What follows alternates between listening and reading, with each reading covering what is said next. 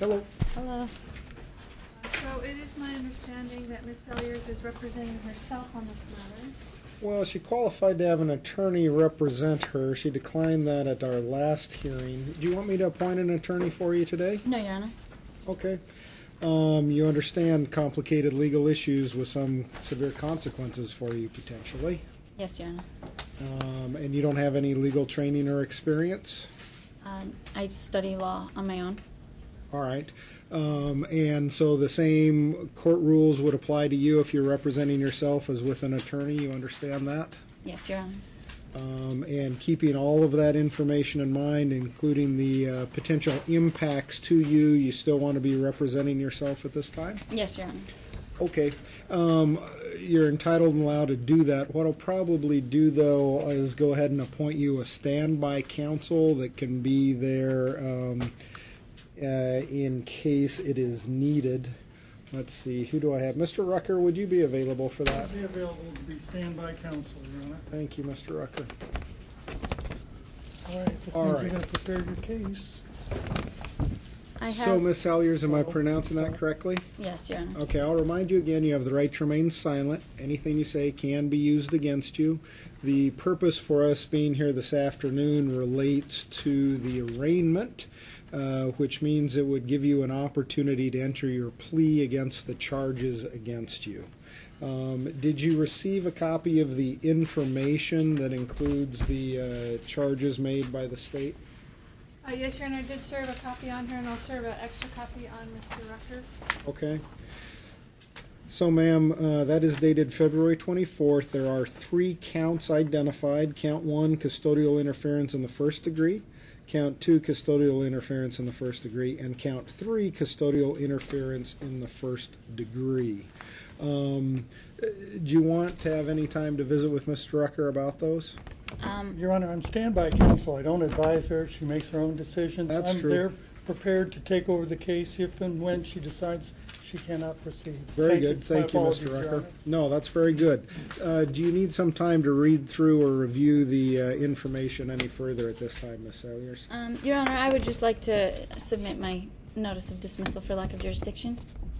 Okay, is that something you've previously sure. filed, or is that the original? This is the original. I've got one for the prosecution and one for the judge. Okay, Ms. Bryan will take that, and if you want to provide the original, that will go to the court. So that will be filed. As it relates to the issue of the information, do you want me to read the entire information to you, or are you comfortable with what's contained in it? Which information? This? Yes, with the 3 charges against you. I would like it to be read, please. Okay. I'll review it and you can follow along. As I mentioned, as to count 1, custodial interference in the first degree, the charge is that you, Stephanie Merelda Salyers, in the County of Clark, State of Washington, on or about February 21st, 2016, being a relative of MSP, so those would be the initials of an individual, with intent to deny access, did take, entice, retain, detain, or conceal a child under the age of 18 years, to wit MSP, from the person having lawful right to physical custody of such person, and did intend to hold the child permanently or for a protracted period, contrary to the Revised Code of Washington, Section 9A.40.0601A. Then count 2 states, again, custodial interference in the first degree, that you, Stephanie Merelda Salyers, in the County of Clark, State of Washington, on or about February 21st, 2016, being a relative of EP, again that's initials as well, with intent to deny access, did take, entice, retain, detain, or conceal a child under the age of 18 years, to wit EP, from the person having lawful right to physical custody of such person, and did intend to hold the child permanently or for a protracted period, contrary to the Revised Code of Washington, Section 9A.40.0601A. And then finally, count 3, custodial interference in the first degree, that you, Stephanie Merelda Salyers, in the County of Clark, State of Washington, on or about February 21st, 2016, being a relative of MP, again initials, with intent to deny access, did take, entice, retain, detain, or conceal a child under the age of 18 years, to wit MP, from the person having lawful right to physical custody of such person, and did intend to hold the child permanently or for a protracted period contrary to revised Code of Washington 9A.40.060(1A). So those are the charges against you. You have the opportunity, and we're here to enter a plea at this time. Are you entering a not guilty plea this afternoon? I'm not pleading. I would just like the court to acknowledge the dismissal for lack of jurisdiction and acknowledge the judge's oath to office, and as well as the prosecutor's oath to office.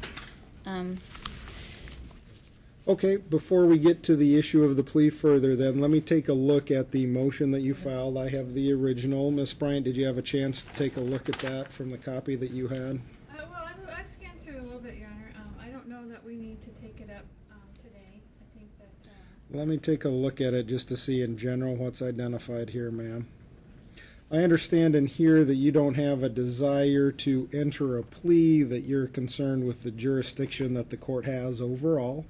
What I'm going to do for purposes of the arraignment is go ahead and identify not guilty for the 3 charges as far as where we stand at this point. And you're entitled to have a trial within your speedy trial rights, ma'am. You are presumed innocent of the charges.